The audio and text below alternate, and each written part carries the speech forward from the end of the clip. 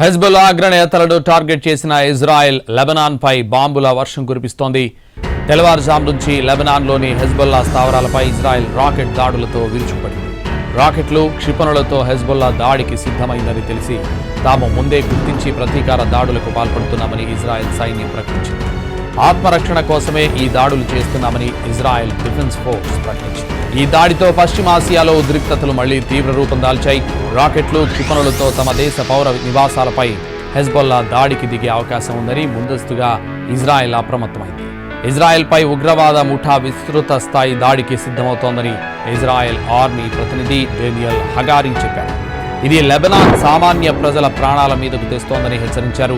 Hezbollah స్థావరాల సమీపంలోని పౌరులు సురక్షిత ప్రాంతాలకు తరలి వెళ్లారని సూచించారు.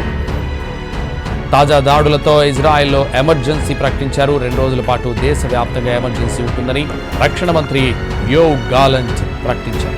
మరోవైపు ఇజ్రాయెల్లోని బెన్ గురియన్ ఇంటర్నేషనల్ విమానాశ్రయం పలు విమానాలను దారి మళ్లించింది. టేకాఫ్ కావాల్సిన మరికొన్నింటిని ఎక్కడికక్కడ నిలిపివేసింది.